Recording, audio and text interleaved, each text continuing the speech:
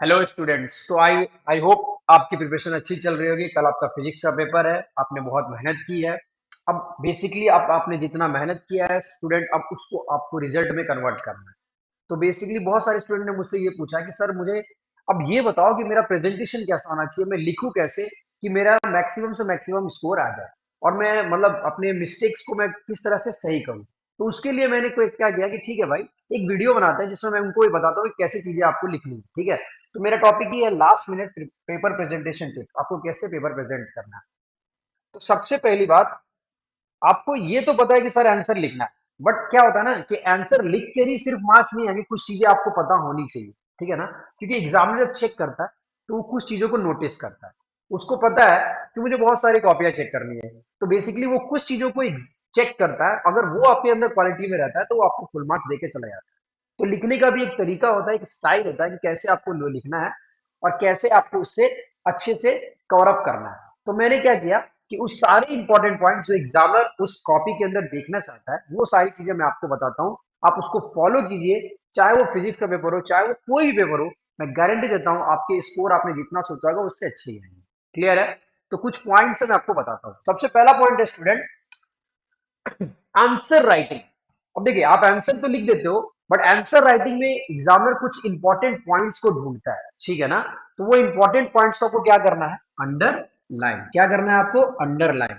तो बेसिकली अगर मैं बोलूं कि उस इंपॉर्टेंट पॉइंट्स को अंडरलाइन करना है, तो एक चीज दिमाग में रखो कि हाँ सर ने बोला था कि इंपॉर्टेंट पॉइंट, जैसे मैग्नेटिक फील्ड की डायरेक्शन की ही बात कर ले तो नॉर्थ टू साउथ, तो नॉर्थ और साउथ हमारा क्या हो गया, important point, direction north to south जा रही है। ठीक है, तो वो चीज आपको करनी है मेंशन कि हाँ भाई, एग्जामिनर को बताना है कि मुझे एक्चुअली पता है और मैं उसको अंडरलाइन करके आपको बता रहा हूं। क्लियर है?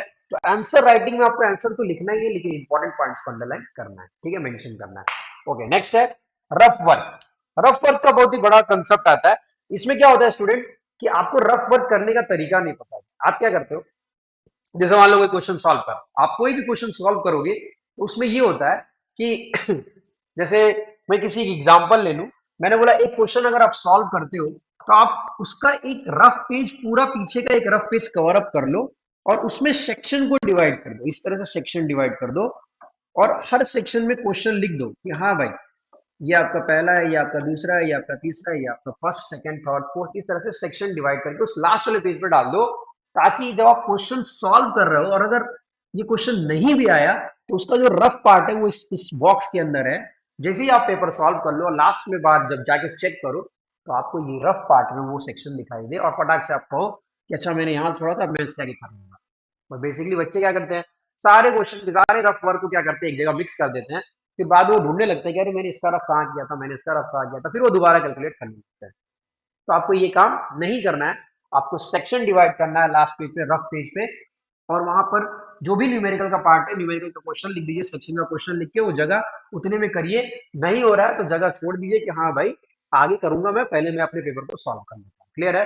तो सबसे बड़ी बात ये जो है कि ये आपको पता होना चाहिए कि रफ वर्क कैसे करना है। तो साइड बाई साइड करना है, पीछे का बढ़िया सा रफ वर्क ले लीजिए, पेज ले लीजिए और वहां कॉलम बनाकर उसको मेंशन कीजिए। इसलिए बोलता हूँ क्योंकि उसका क्या होता है रीजन, जब आप क्वेश्चन कर रहे होते हो तो सारे क्वेश्चन मिक्स हो गए तो फिर आप ढूंढने लगते हो, फिर आपको बहुत ज्यादा प्रेशर आता है। तो वो सारी चीजें आपको वहां पर ना हो, तो पहले ही आप side by side column decide कर लेना कि हाँ मेरा फर्स्ट क्वेश्चन का ये रफ वर्क है, ये सेकंड, ये थर्ड है।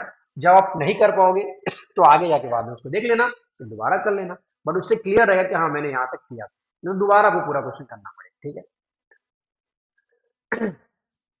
थर्ड पार्ट है फॉर्मूला रिक्वायरमेंट। ये तो मैं स्टूडेंट को सबको बोलता हूँ कि ये वाला पार्ट जो है इसको तो एकदम दिमाग में लगा लो कि भाई क्वेश्चन चाहे 2 नंबर का हो, चाहे लॉन्ग में हो, चाहे शॉर्ट में हो, चाहे वेरी शॉर्ट में, अगर उससे फॉर्मूला बनता है तो फॉर्मूला लिखो और मेंशन कर दो कि हाँ ये चीजें ऐसे ऐसे होती है। ठीक है, क्योंकि फॉर्मूला से भी स्टूडेंट आपको मार्क्स मिलते हैं, पहली बात। दूसरी बात ये रहेगा कि एग्जामिनर को पता रहेगा कि हाँ आपने थोड़ा बहुत तो पढ़ा है और आपको नॉलेज, और आपने पूरा डिटेल में लिखा तो बहुत ही अच्छी बात है, तो पूरे पूरे आपको मार्क्स मिलेंगे।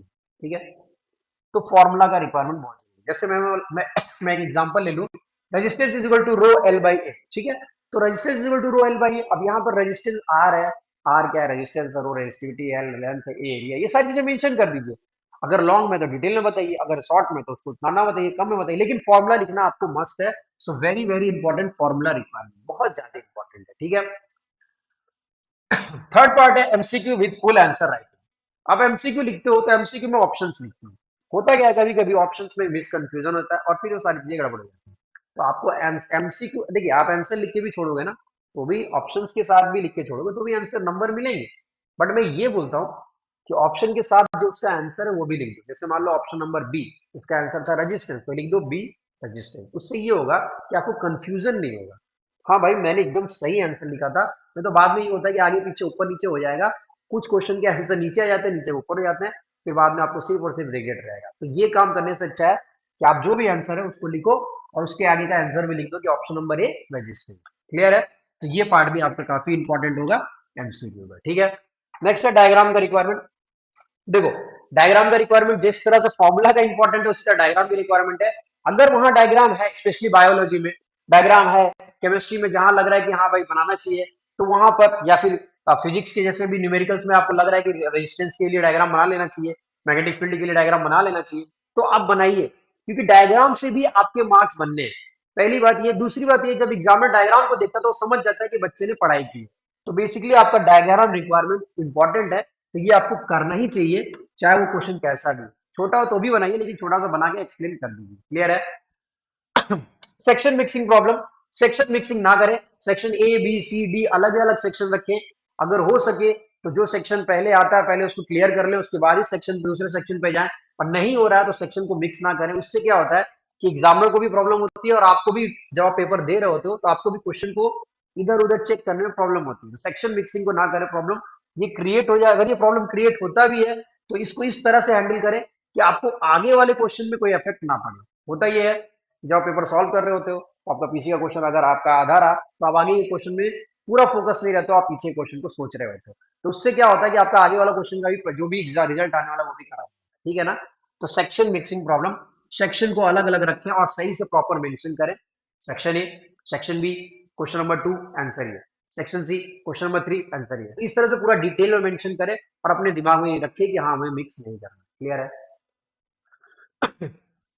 7 number alignment question. Alignment question इसलिए बोलता हूँ कि आपके पेपर में क्वेश्चन आता है कि कंपैरिजन करो सीरीज और पैरेलल में, डिफरेंशिएट बताओ कॉन्वेक्स और कॉन्केव में, या फिर क्या बोलते हैं displacement reaction, double displacement reaction में। तो ये जो डिफरेंशिएशन आता है, ये जो कंपैरिजन आता है, उसको बढ़िया से कॉलम बनाइए, बॉक्स बनाइए और उसको पूरा मेंशन करो स्टूडेंट कि हाँ, कुछ ऐसे आप कॉलम बना लेना, आपको ये बॉक्स बना लेना है, मेंशन करना है।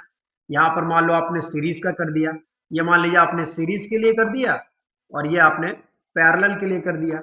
उसके बाद आप इसको पॉइंट टू पॉइंट यहाँ पर मेंशन कर दो। तो ये ज्यादा आपको थोड़ा सही रहेगा। इससे ये होगा कि एग्जाम को डायरेक्ट दिखेगा कि हाँ, आपने क्या क्या चीजें लिखी हैं और आपने क्लियर क्लियर बता दिया कि हाँ भाई, इन दोनों में क्या क्या डिफरेंस है। ठीक है? तो आप इसको अलाइनमेंट कर सकते हैं। कंपैरिजन में भी आप इसको दोनों को अलग अलग करके बता सकते हैं। Very very important.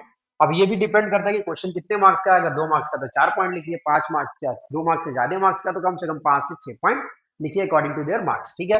तो ये आपका बहुत ही इंपॉर्टेंट हो गया alignment question. Last part calculation part, ये सबसे ज्यादा स्टूडेंट का डाउट आता है मेरे पास। तो क्या होता है स्टूडेंट कि जब आप पेपर कर रहे होते हो तो आप बहुत ज्यादा प्रेशर ले लेते हो।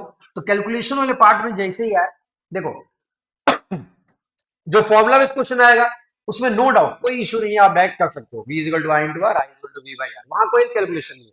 लेकिन जहां कैलकुलेशन ज्यादा लगे, जहां लगे कि आप लैग कर जाओगे, जहां लगे कि आपसे मिस्टेक हो सकती है, वहां पर थोड़ी सी अपनी कैलकुलेशन स्पीड को धीरे कर लेना।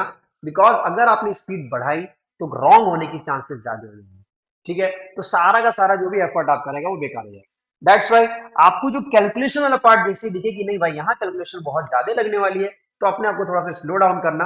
क्योंकि ऑल्दो आपने ऑलमोस्ट पेपर कर लिया है, तो कैलकुलेशन वाला पार्ट को लास्ट में करना और रिलैक्स होकर करना। पहले वो पार्ट कर लेना जिसमें कैलकुलेशन नहीं है, जो इजीली आपसे अटेम्प्ट हो जाए। क्लियर है? तो इतनी बातें अगर आपने ध्यान रखा, सिर्फ फिजिक्स में नहीं, आप किसी पेपर में, तो मैं आपको गारंटी देता हूं कि आपने जितना सोचा है उससे अच्छे मार्क्स आएंगे। और कोशिश कीजिए कि अपने आप को इस तरह से करना है कि सर, ये सारी पॉइंट्स को दिमाग में रख कर ही पेपर सॉल्व करना है। और कोशिश ये भी करना है कि कभी भी आपको रिलैक्स ही रहना है। ये नहीं सोचना है कि सर, मुझसे नहीं हो पा रहा है, ये एक क्वेश्चन अगर नहीं हो रहा है तो उसको छोड़ो और आगे बढ़ो। लास्ट में उस क्वेश्चन पे आओ, क्योंकि आप जैसे ही पूरा क्वेश्चन करोगे आपके अंदर कॉन्फिडेंस बिल्ड होगा और जो क्वेश्चन नहीं आ रहा होगा उसका भी कंसेप्ट आपको आ रहा है, क्योंकि ऑलरेडी आपने पूरे 1 साल की स्टडी की है। क्लियर है? तो इस तरह से आप इसको पूरा फॉलो कीजिए, अच्छे से एग्जाम देने जाइए और रिलैक्स रहिए। क्लियर है? Okay, thank you.